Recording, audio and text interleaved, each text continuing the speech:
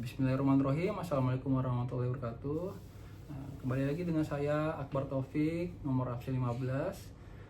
Saya merupakan peserta Latsar CPNS Kemenkes golongan 3 angkatan 6 dari BPPK Makassar, dengan pengampu agenda Pak Agus Salim, Eskom MSI, di mana pada video kali ini saya akan membuat rangkuman modul 1 dan refleksi implementasi wawasan kebangsaan, bela negara, dan sistem administrasi NKRI selama menjadi CPNS.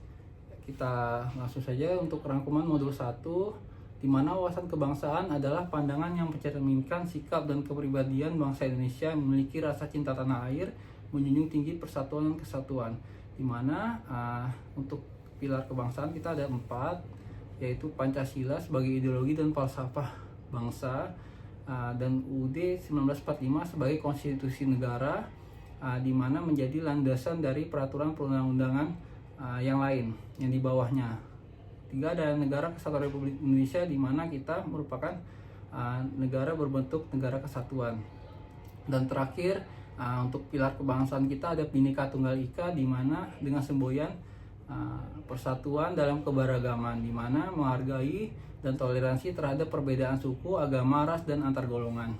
Untuk nilai-nilai dasar bela negara, di mana bela negara itu adalah sikap, perilaku, dan tindakan warga negara yang dijiwai kecintaan terhadap NKRI untuk menjamin kelangsungan hidup bangsa dan negara. Untuk 5 nilai dasar yang ada yaitu cinta tanah air dengan menjadi bangga menjadi warga negara Indonesia menggunakan produk dalam negeri.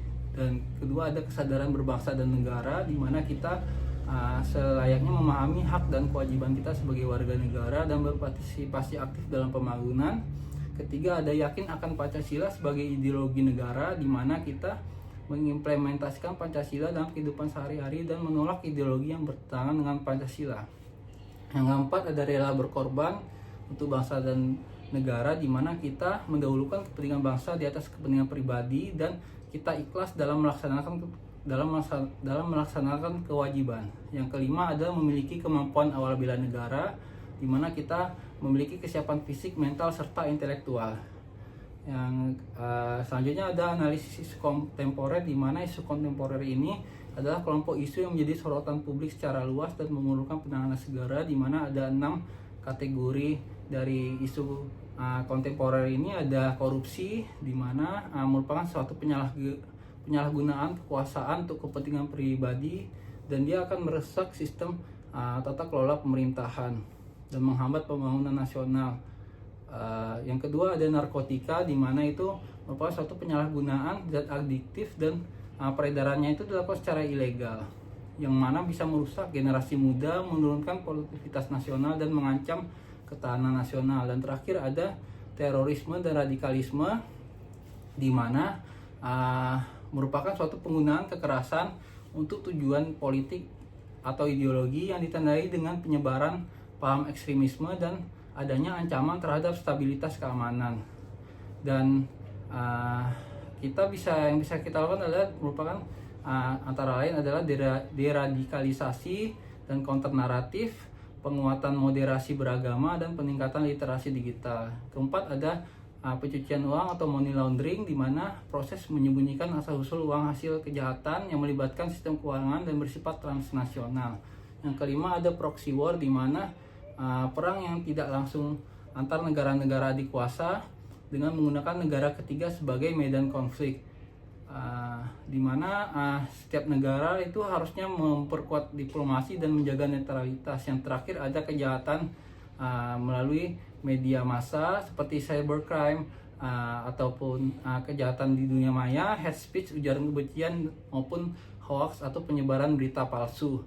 Di mana untuk strategi mengatasinya antara lain dengan literasi digital, regulasi media sosial, serta fact checking atau mengecek fakta informasi yang tersebar.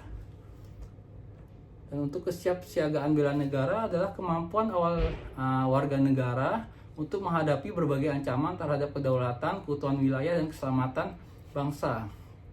Untuk 4 dimensinya ada kesiapsiagaan fisik, kesiapsiagaan mental spiritual, serta kesiapsiagaan intelektual dan kesiapsiagaan sosial. Kita masuk ke pembahasan kedua yaitu refleksi implementasi dari wawasan kebangsaan, di mana untuk Pancasila kita bisa terapkan nilai-nilainya di dalam musyawarah mufakat dalam merapat tim, serta kita melayani tanpa membeda-bedakan sara. Yang kedua, menerapkan UUD sebagai panduan kita dengan menerapkan setiap kebijakan sesuai dengan aturan yang berlaku, serta menjunjung tinggi hak warga negara dalam pelayanan. Yang ketiga, kita sebagai negara kesatuan yang bisa diterapkan di pekerjaan adalah sinkronisasi program kerja di pusat maupun di daerah atau di provinsi, serta pelayanan yang merata di seluruh wilayah. Yang keempat, Bhinneka Tunggal Ika yang bisa kita lakukan adalah kita bisa menerapkan tim kerja yang multikultural serta dialog lintas budaya dalam program serta pelayanan yang ramah dalam keberagaman, seperti itu. Yang kedua adalah refleksi implementasi bela negara selama menjadi CPNS. Yang pertama ada cinta tanah air. Tentu saja kita bisa menggunakan produk lokal dalam pengadaan. Yang kedua ada menjaga kebersihan lingkungan kantor. Yang kedua ada kesadaran berbangsa yang bisa kita lakukan, misalkan kita aktif dalam upacara bendera Senin, ikut pengembangan SDM berkelanjutan, dan partisipasi dalam kegiatan di masyarakat seperti Baksos. Yang ketiga ada kita yakin akan Pancasila. Di prakteknya kita bisa menolak narasi anti Pancasila di media sosial kita, ataupun kita mengimplementasikan nilai Pancasila dalam setiap pengambilan keputusan pekerjaan. Yang keempat ada rela berkorban, di mana kita bisa sesekali bekerja lembur untuk pelayanan yang bersifat urgent, ataupun kita bisa berkorban waktu pribadi untuk melaksanakan tugas-tugas di rumah sakit, seperti itu. Yang kelima ada kemampuan awal bela negara, di mana kita bisa olahraga rutin untuk menjaga stamina, ataupun kita bisa mengikuti keterampilan tambahan maupun bisa membangun networking untuk efektivitas pekerjaan kita.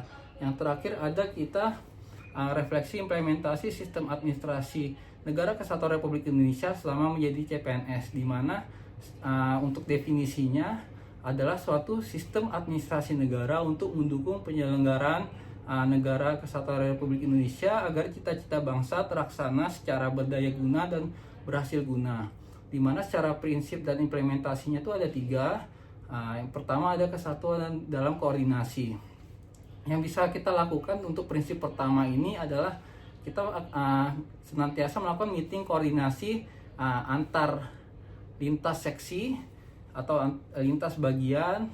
Yang kedua kita bisa menerapkan sistem informasi yang terintegrasi ataupun join program dengan instansi lainnya. Yang kedua efisiensi dan efektivitas yang bisa kita lakukan antara lain kita bisa mendigitalisasi setiap pekerjaan administrasi kita melalui rekam medis elektronik seperti contohnya. Yang kedua kita bisa menyederhanakan prosedur pelayanan kita, dan kita bisa dashboarding monitoring real time, artinya kita seperti menerapkan e-office di dalam pekerjaan kita di Kemenkes. Yang ketiga atau yang terakhir ada prinsip transparansi dan akuntabilitas. Kita bisa melakukan website update ya, untuk mengupdate informasi-informasi terkini seperti kegiatan-kegiatan kita di Kemenkes ataupun di rumah sakit.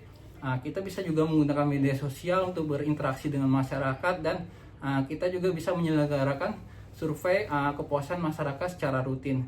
Demikian terkait dengan penyampaian materi saya mengenai rangkuman modul dan refleksi implementasi dari wawasan kebangsaan, nilai-nilai bela negara, dan sistem administrasi NKRI. Ya, semoga video ini bermanfaat. Terima kasih.